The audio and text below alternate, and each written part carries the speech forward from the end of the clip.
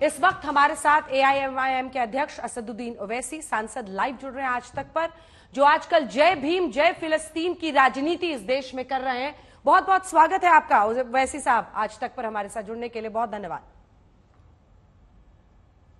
जी शुक्रिया।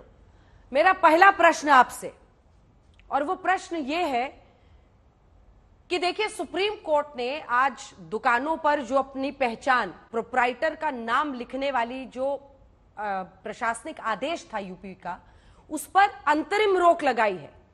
26 जुलाई को इस पर फिर से सुनवाई होनी है, लेकिन दो नजरिए हैं इसको देखने का, जिसमें देखिए कोर्ट ने भी माना है मेरिट, जो बातें आप लगातार कह रहे थे, आप कह रहे हैं अनटचेबिलिटी को प्रमोट करेगा, आर्टिकल 17 का उल्लंघन है।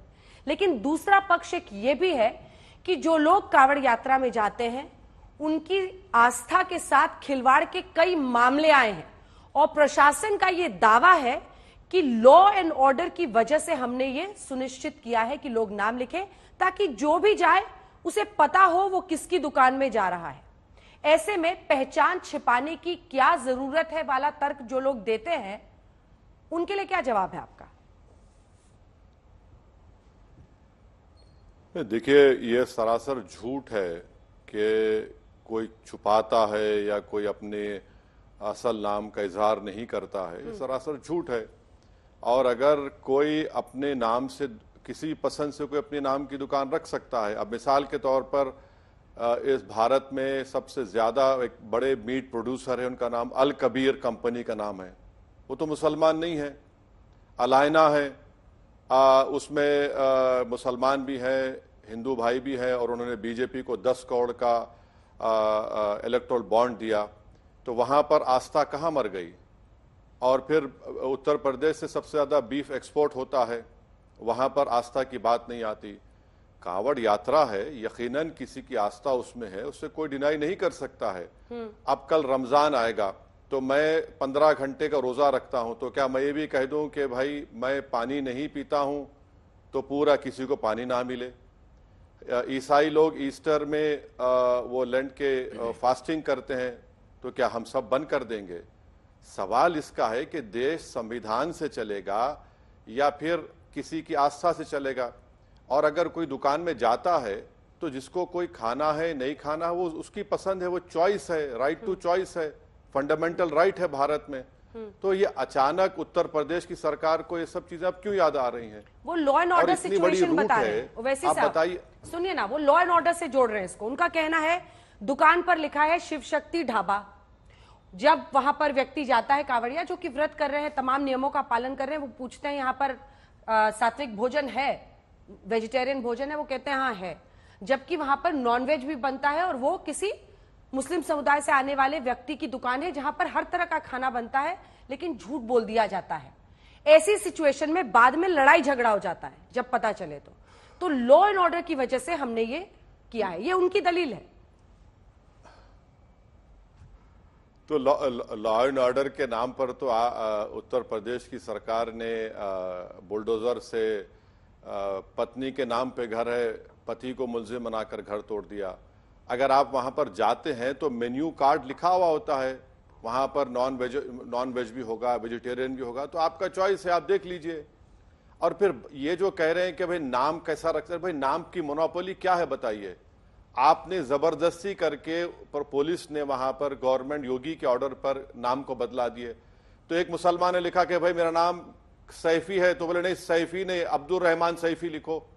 अरे आप होते कौन है भाई? आप ये बताना चाह रहे हैं कि ये मुसलमान की दुकान है, ये हिंदू की दुकान है, तो फिर ताकि इकोनॉमिकली ये गरीब मुसलमानों को आप बर्बाद कर दें।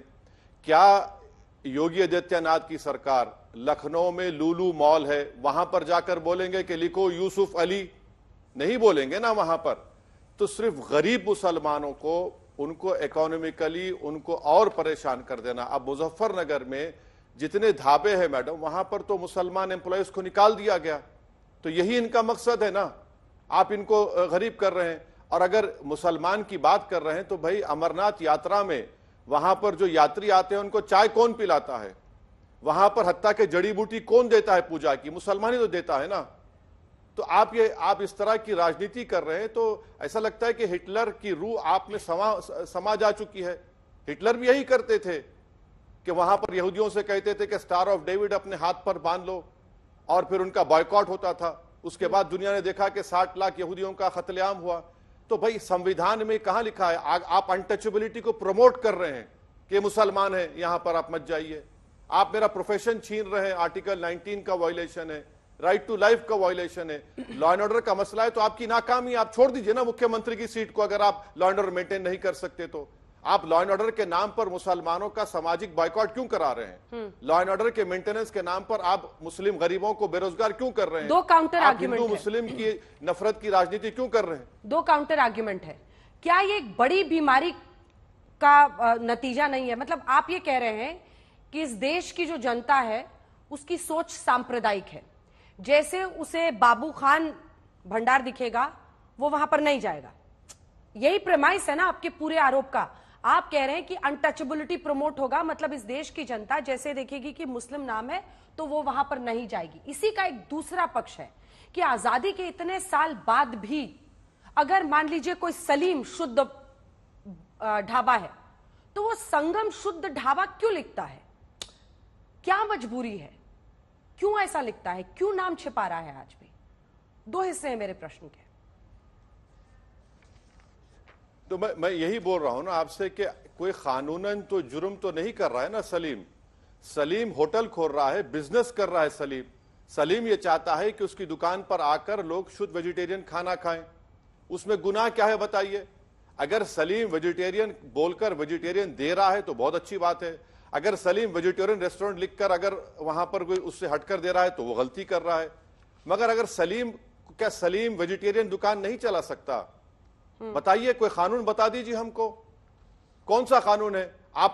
ये लोग अगर हमारे साथ आएंगे भारत में, मैं ऐसी दुकानों को लेके जाऊंगा जहां पर ओनर हिंदू है, पकाने वाले मुसलमान है, तो इसमें गुनाह क्या है भाई? क्या आप ये बीजेपी ये बताना चाह रही है कि आम मुसलमान है या हिंदू है? बता दीजिए। क्या बीजेपी बताना चाह रही है कि टमाटर और बैगन या भिंडी हिंदू है या मुसलमान है? तो वो भी बता दीजिए, उनका भी रिलीजन बता दीजिए आप। इसमें क्या आपत्ति है? सरकार आपकी यहां पर भी वहां पर भी है। शायद नरेंद्र मोदी जब चाय बेचते थे रेलवे स्टेशन पर तो शायद वो हिंदुओं को बेचते थे, मुसलमानों को नहीं बेचते थे क्या? बता दीजिए, वही बता दीजिए, हमको नहीं मालूम। कहां रुकेगा ये खाई जो है कौन क्रिएट कर रहा है? ये बीजेपी क्रिएट कर रही है। अरे भाई, कावड़ यात्री है तो वो बेचारा इतना बोझ उठाकर आता है तो उसको पता नहीं है कि ये यहां पर क्या मिलेगा क्या नहीं मिलेगा। अगर सरकार को इतनी फिक्र है तो भैया आपने रोजगार क्यों नहीं देते सब लोग गरीबों को?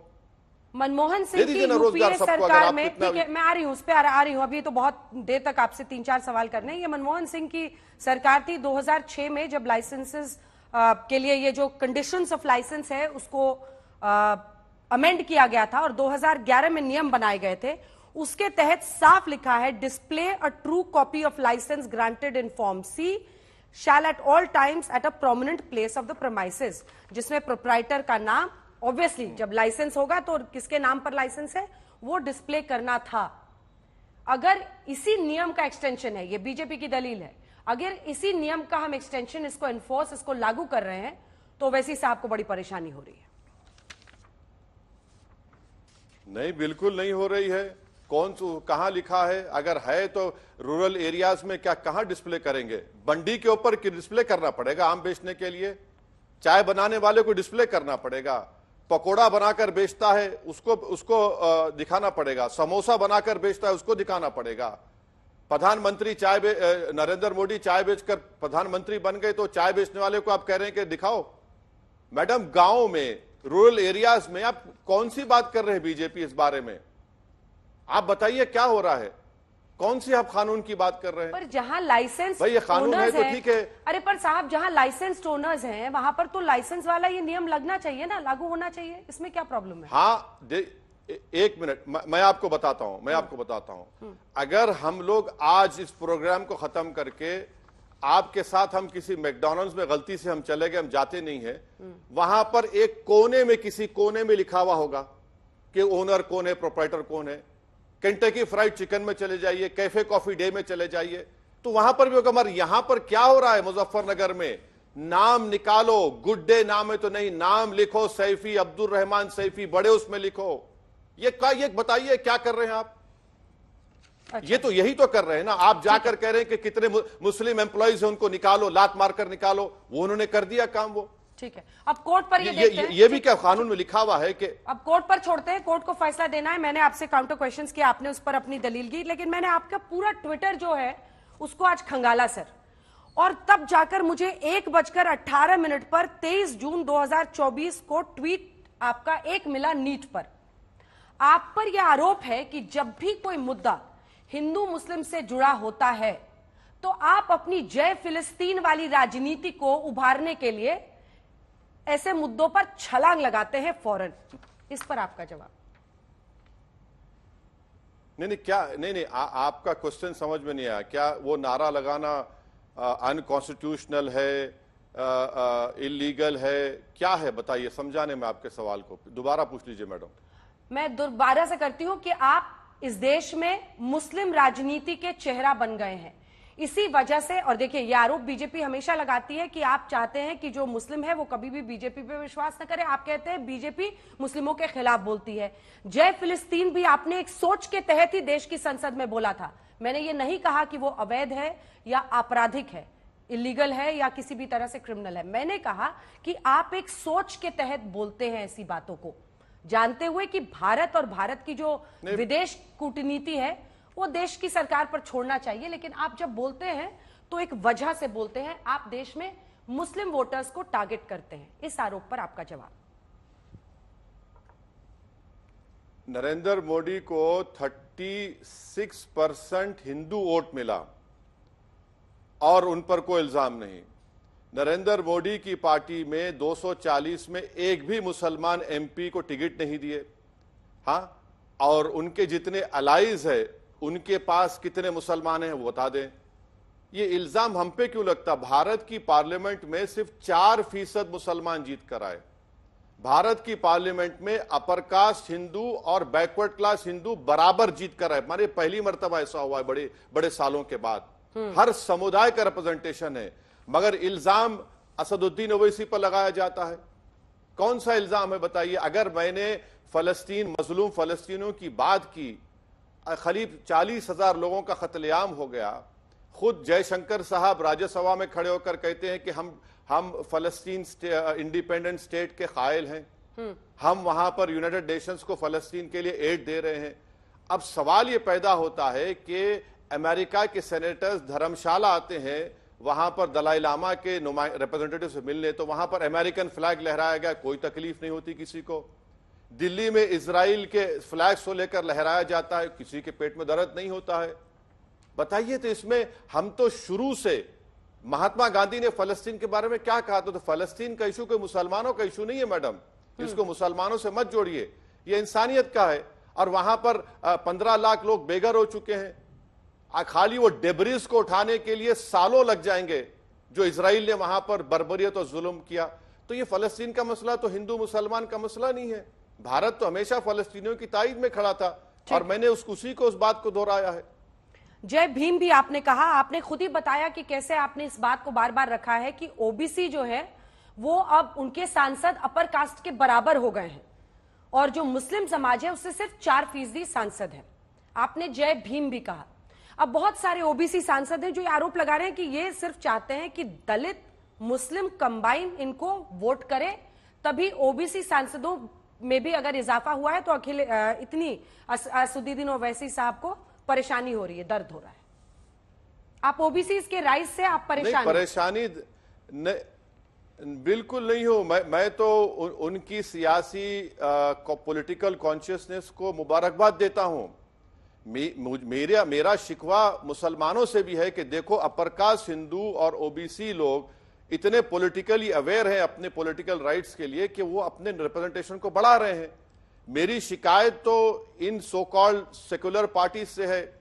बीजेपी तो खैर देती नहीं है। बीजेपी तो प्रधानमंत्री ने हमको घुसपैठी कह दिया और ये कह दिया कि हमको किसी की चोरी की भैंस मिल जाएगी, मंगलसूत्र दिया जाएगा। मेरी शिकायत तो उन लोगों से है। अब मैं कहाँ तो से मुबारकबाद देता हूं उनके पॉलिटिकल अवेयरनेस और ओवैसी कॉन्शियसनेस साहब, अब कहाँ मतलब सो कॉल्ड सेक्युलर, क्योंकि अब तो जैसे ये मुद्दा आया दुकानों वाला, अखिलेश यादव भी खुलकर बोल रहे थे, राहुल गांधी भी खुलकर बोल रहे थे।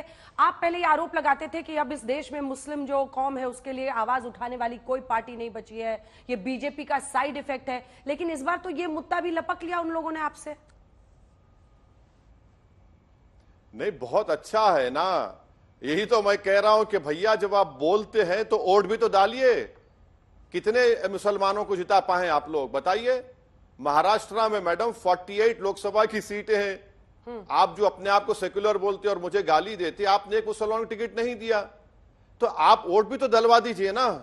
कैंडिडेट तो आप देते नहीं है और आप बोल रहे हैं। ठीक है, कब बोले हैं? जब पूरा प्रेशर बढ़ता गया तो बोलना पड़ा। हिमाचल प्रदेश में मेरी सरकार थोड़ी है, वहां पर सहारनपुर के एक शख्स की दुकान को लूट लिया गया। तो ये बहुत से वाकयात हैं। मध्य प्रदेश में 11 घरों को बुलडोजर लगाया गया, कोई नहीं बोलता। जब 4 जून से अब तक 10 मुसलमानों का मॉब लिंचिंग हो गया, माशाल्लाह से ये जो पागल आदमी बैठा हुआ है आपसे बात करते, उसी ने कहा। तो बोलिए ना, बोल के वोट भी दलवाइए ना। वोट क्यों नहीं दलवा पाते आप लोग? जिता क्यों नहीं पाते पार्लियामेंट में? एक सवाल है बहुत पुराना मेरा, लेकिन मैं फिर आपसे पूछूंगी। आपके साथ जनता 1-2-1 खेल रही है। 14 में 1, फिर 19 में 2, इम्तियाज जलील साहब जीते थे, लेकिन इस बार मामला फिर गड़बड़ा गया और आप एकमात्र अकेले। उनके तो सांसद बढ़े हैं ना सर, राहुल गांधी के भी बढ़े हैं और अखिलेश यादव के भी बढ़े हैं। आपको बस सुनते हैं लोग। असद भाई की तकरीर सुननी है, वोट लेकिन किसी और को देना है।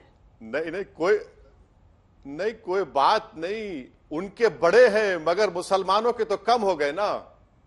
यही तो मेरी शिकायत है कि भैया आप लोग बढ़ रहे हैं, हमारे वोटों से बढ़ रहे हैं, हमारे टूटे हुए घरों पर आप बढ़ रहे हैं, मॉब लिंचिंग पर आप बढ़ रहे हैं, हमारी बहनें बेटियां बेवा हो रही हैं, आप बढ़ रहे हैं। बहुत अच्छा है, बढ़िए ना, मगर कम से कम हमको जिंदा रखकर पार्लियामेंट में तो लेकर आइए। ये कौन सी मोहब्बत? एक तो एक तरफा मोहब्बत है।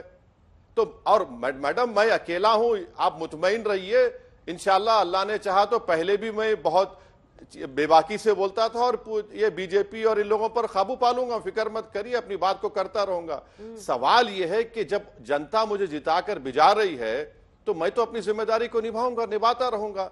और मैं पहले भी बोलता था, आज भी बोलता हूं, और उसी बोलने की वजह से आज प्राइम टाइम पर माशाल्लाह आप मुझे कई मर्तबा बुला चुकी हैं। आपका बहुत बहुत शुक्रिया। ऑल पार्टी मीट में भी आपको बुलाया गया था, वहां पर कुछ बताइए, क्या माहौल था? क्या बातचीत हुई? क्या हुआ? आप लोगों ने नीट का, नेम प्लेट का, और जो मुझे जानकारी है उसका मुद्दा उठाया था, वो बैठक कैसे रही? मतलब ये जो दुश्मनी हम लोग देखते हैं डिशुम डिशुम, वहां पे मामला ठीक रहा? क्या सरकार जो पहल कर रही है सेशन के पहले बातचीत सब पार्टियों से करने की, वो सफल होता हुआ दिख रहा है?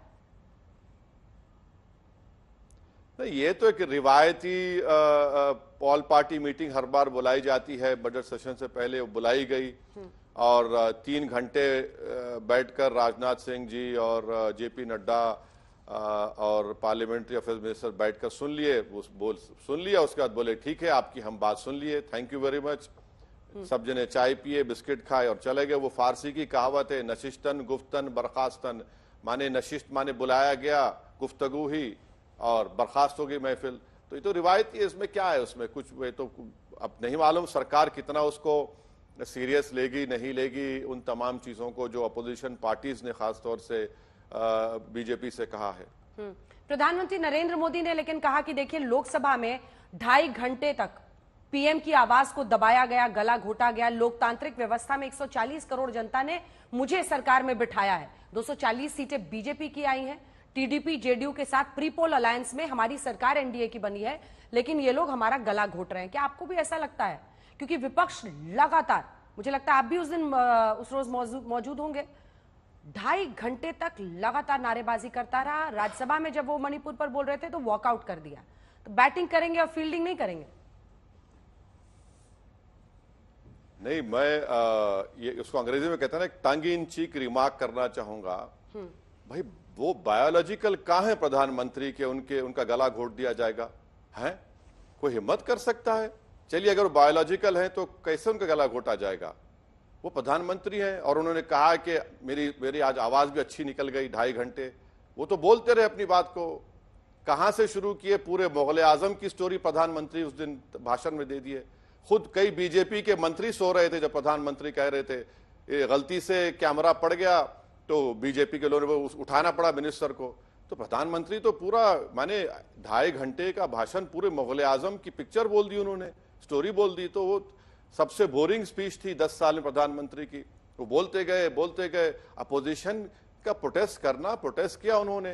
तो प्रधानमंत्री को अगर वो रुक जाती और बोलते कि बोलिए आपको क्या बात बोला, मैं उसका जवाब देता हूं, मगर प्रधानमंत्री सुनना नहीं चाहते। प्रधानमंत्री सिर्फ यही चाहते हैं कि लोग उन्हीं को सुने, उन्हीं की आवाज को सुने। दूसरों को तो सुनना चाहते ही नहीं है प्रधानमंत्री, तो उसको कौन चेंज करेगा? टाइम अलॉट होता है ना वैसी साहब, आपको तो पता होगा लोकसभा में टाइम अलॉट होता है। हाँ, तो टाइम अलॉट होता है और टाइम अलॉट हो गया, मगर रिप्लाई प्राइम मिनिस्टर करते हैं। और अपोजिशन पार्टीज ने प्रेसिडेंट एड्रेस में जो मुद्दों को उठाया था तो उस पर बोल ही नहीं रहे प्रधानमंत्री। नहीं, पर विपक्ष भी तो बोला ना। वैसे साहब सुनिए ना, नहीं वो राज्यसभा में बोल रहे थे। 134 मिनट पीएम ने बोला पहले दिन लोकसभा में, फिर राज्यसभा में 90 मिनट बोला। राहुल गांधी 100 मिनट बोले, 29 मिनट अखिलेश बाबू बोले, 33 मिनट ए राजा, क्योंकि हर सांसद पर 2 मिनट का टाइम अलॉट होता है। तो 8 घंटे बीजेपी को मिली थी, वो तो जनता ने दिया उनको टाइम ना, 240 सांसद भेजकर। तो इसमें क्या रोना धोना, सुनना तो चाहिए ना सबको। वो पीएम कह रहे हैं कि अलोकतांत्रिक है, संविधान की दुहाई दीजिएगा। नहीं, बोलिए। प्रधानमंत्री को यह समझना चाहिए कि 2014 और 19 का वर्डिक्ट नहीं है। प्रधानमंत्री यही समझ रहे हैं कि 2014 और 19 की तरह है, नहीं है।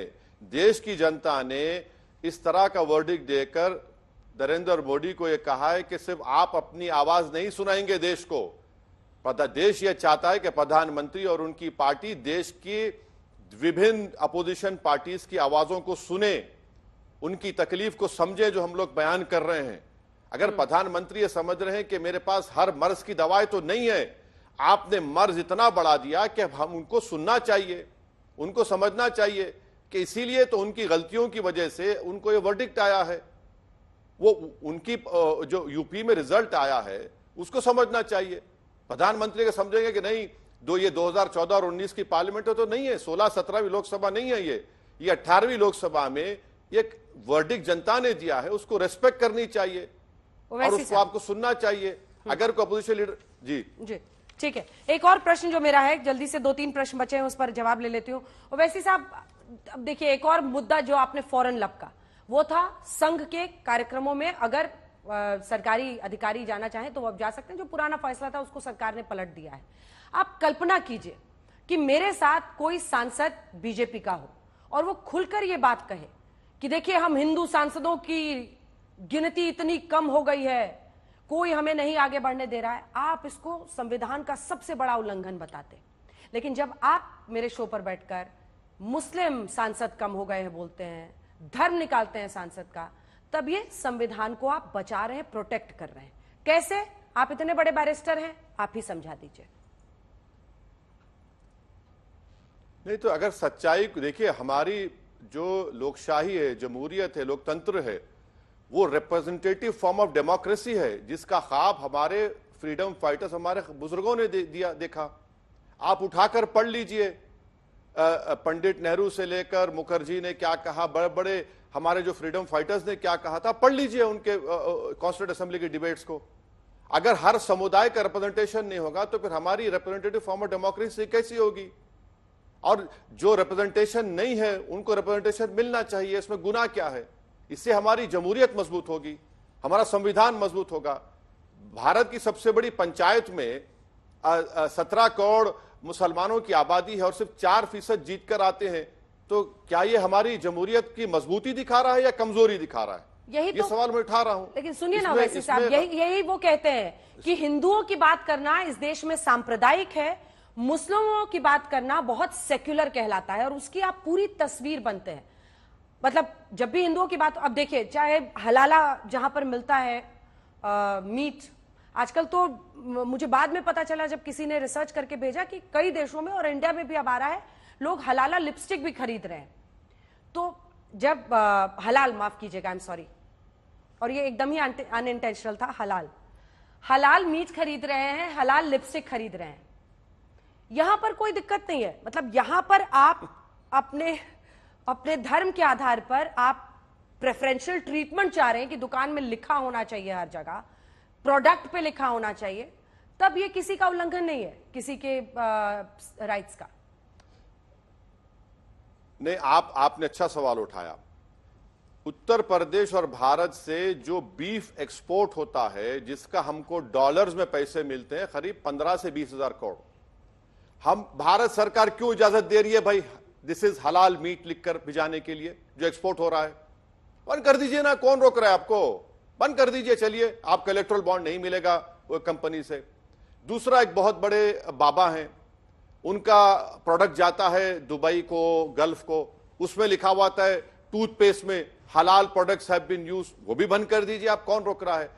तीसरी बात यह है मैडम कि हलाल जो है, हलाल जो प्रोडक्ट है वो आपको किसी की नौकरी नहीं छीन रहा है, किसी, लेकिन नहीं नहीं नहीं नहीं नहीं नहीं नहीं नहीं, एक सेकंड सर, ये भी आर्थिक अनटचेबिलिटी है। एक सेकंड, अगर वो कथित बाबा, छोड़िए, मैं किसी बाबा की वकालत नहीं कर रही हूं, लेकिन अगर वो लिखकर नहीं देंगे तो उन देशों में उस प्रोडक्ट को नहीं खरीदा जाएगा साहब, तो ये भी आर्थिक अनटचेबिलिटी है। हाँ, तो सुनिए, देखिए, भारत के संविधान में आपको कोई रोक टोक नहीं है कि मैं हलाल बोलकर कहूं तो वो संविधान के खिलाफ हो रहा है, और अगर हलाल मीट कोई जाकर खा रहा है तो मैं किसी को रोक तो नहीं रहा हूं ना, कैसे मुसलमान आएगा? मैं ये तो किसी को नौकरी से निकाल तो नहीं रहा हूं, आप समझिए इस बात को।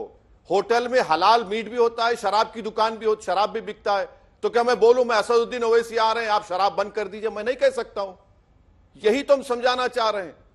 हलाल का जो मामला है, किसी की नौकरी नहीं छीनी जा रही है, किसी को रोका नहीं जा रहा है, किसी को नौकरी से नहीं निकाला जा रहा है। ये तो संघ परिवार के इन थम्स अप जिनको अकल नहीं है वो झूठा प्रोपेगेंडा कर रहे हैं।